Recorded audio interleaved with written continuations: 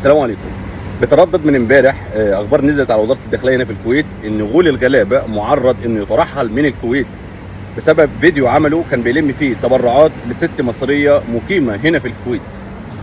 بس طبعا اللي انا لاحظته من خلال اللي حصل الكام يوم اللي فاتوا ان في فيديو عمله بهاء العمده اللي هو اخو غول الغلابه من حوالي اسبوع او 10 ايام مع شخص كان بيهاجمه في التعليقات وجابه واهانه قدام اسرته قدام اهله قدام كل الناس، جابه قدامه في فيديو وخلاه اعتذر له.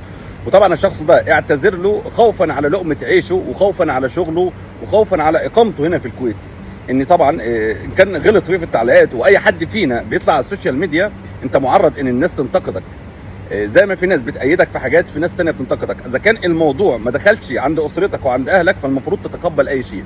فجاب الشخص وعمل معاه فيديو اللي انتوا هتشوفوه دلوقتي. السلام عليكم ورحمه الله وبركاته، متابعين صفحه الصعيدي الجواني مع بهاء العمده في كل مكان. ومن عفا واصلح فاجره على الله. سؤال واحد بس هسال الاستاذ هاني، انا ايه اللي عملته لك عشان تشتمني؟ انت تعرفني؟ لا. يعني حضرتك من اسيوط، منين في اسيوط؟ من قصية. من قصية، احسن ناس واكرم ناس والناس ضيفونا ونعم الناس.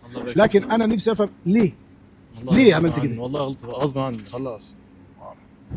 ايه اللي غصبك ان انت تشتم؟ يلا عدت راحت لحالها، حق علينا ابو عمده. وانا عشان خاطر اسيوط وناس اسيوط انا هتنازل عن الشكوى اللي قدمتها في حق الراجل ده هنا في دوله الكويت واجري على الله. لكن انا عفيت عنك في الدنيا في المحاكم هنا في دوله الكويت، لكن في الاخره انا مش متنازل عن حقي، لان اقسم بالله يا ابو عمو انت ما عارف قيمه التعليق اللي بتحطه ده بيأذيني نفسيا قد ايه. لكن شفت الفيديو ده عمله بهاء العمده اللي هو اخو غول الغلابه، والفيديو ده اتعمل برعايه غول الغلابه، وكان متواجد في خلال تصوير الفيديو ده وكان عنده علم ان اخوه هيجيب الشخص ده ويهينه بالطريقه المهينه دي قدام الناس على السوشيال ميديا. والناس كلها شافت الفيديو وناس كتيره انتقدت التصرف اللي تصرفه بهاء العمده اخو غول الغلابه. بعدها بكام يوم حصل الفيديو الثاني ده. هتدي لها كروت من المطعم ولا مش هتدي لها كروت؟ الله يجازيك خير. ندي لها اللي تبيه حاضر من عين التنتين. الله يطول عمرك يا رب. الله يجازيك خير، يطول عمرك يا رب. الله يكرمك، مش بعيد على اهل الكويت الكرام الطيبين المحترمين. الله يكرمك، الله يطول عمرك يا رب. شكرا ليك.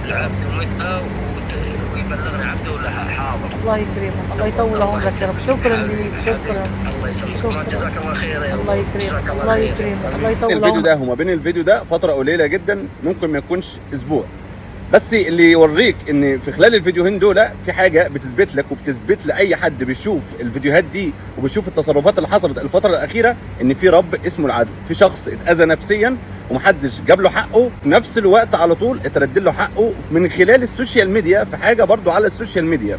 طبعا احنا ما بنشمتش في حد. غول الغلابه شخصيه محترمه جدا وليه حاجات كتيره جدا كويسه، بس ليه اخطاء برضو. وطبعا ربنا يفك ضيقته وربنا يطلعه منها على خير. ان في ناس كتيره شغاله معاه وناس كتيره بتسترزق وناس كتيره جدا شغاله معاه في شغل المعمار.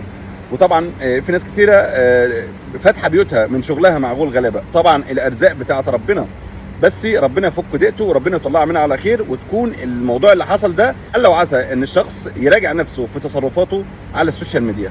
السلام عليكم، اشوفكم على خير.